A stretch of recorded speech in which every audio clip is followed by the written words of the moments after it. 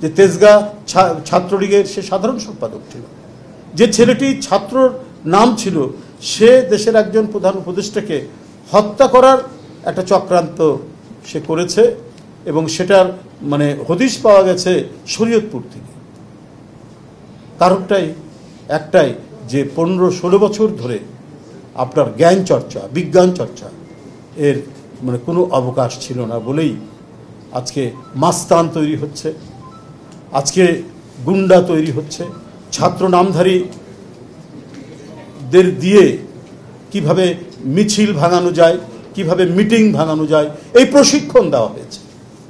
আজকে যদি সত্যিকার অর্থেই সেই শিক্ষার পরিবেশ থাকতো, সত্যিকার অর্থেই এখানে প্রকৃত শিক্ষক যে জ্ঞান বিজ্ঞানের চর্চা করত, সে তার ছাত্রদেরকে সেভাবে গড়ে তুলত। এবং এই যে আজকে এখানে আমি এই ইউনিভার্সিটির ছেলেদের যে মননশীলতা এবং তাদের যে উদ্যম, তাদের যে এগিয়ে যাওয়া, তাদের যে আকাঙ্ক্ষা আমি আজকে দেখতে পেলাম, সেটা আরও বাড়ত, সারা দেশ থেকে ছড়িয়ে যেত। আমরা দেখছি যে চট্টগ্রাম জেলার একটি প্রত্যন্ত অঞ্চলে সেখানে মানে নদী পার হয়ে, ধান ক্ষেত পার হয়ে এবং মানে বন্যায় ডুবে থাকা ধান ক্ষেত পার হয়ে একটি বাসায় গেলাম, সেখানে দেখি ওই টিনের ঘরের মধ্যে সে একটা ল্যাবরেটরি বানিয়ে সে ড্রোন বানাচ্ছে। রুম্মন সহ আমরা সবাই সেখানে গেলাম, লোহাগড়া একটা উপজেলা। তো এই প্রতিভাগুলোকে অনুসন্ধান করে, এটাও কিন্তু আমাদের ভারপ্রাপ্ত চেয়ারম্যান তিনি প্রথম এই সংবাদটি পান এবং আমাদেরকে সেখানে পাঠান। তো আমার বিশ্বাস যে আজকে আমরা যদি সত্যিকার অর্থেই সেই শিক্ষা ব্যবস্থা গড়ে তুলতাম, যে শিক্ষা ব্যবস্থায় প্রথমে শিক্ষকদের প্রচুর প্রশিক্ষণ রয়েছে, যে শিক্ষকরা ছাত্রদেরকে উদ্বুদ্ধ করতে পারে জ্ঞান চর্চার ক্ষেত্রে, বিজ্ঞান চর্চার ক্ষেত্রে, সাহিত্য চর্চার ক্ষেত্রে, সেই জায়গায় আজকে প্রচুর ঘাটতি রয়েছে। আজকে প্রশিক্ষণের সুযোগ সেখানে সৃষ্টি হয়, কিন্তু যে ফাউন্ডেশন, যে ভিত্তি, আমার 5তলা 10তলা বাড়ি বা একটি দেশের যে একটা 10তলা বিল্ডিং, সেখানে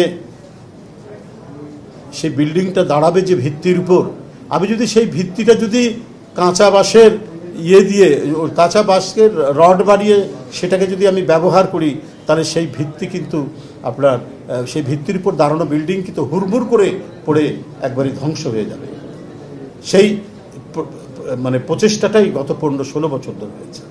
কিন্তু আমরা ব্যক্তিগতভাবে আমরা অত্যন্ত আনন্দিত, আমরা যারা বিএনপি করি, যে এই সমস্ত বিষয়ের দিকে এক গভীর অন্তর্দৃষ্টি নিয়ে যিনি কাজ করছেন তিনি আমাদের ভারপ্রাপ্ত চেয়ারম্যান তারেক রহমান।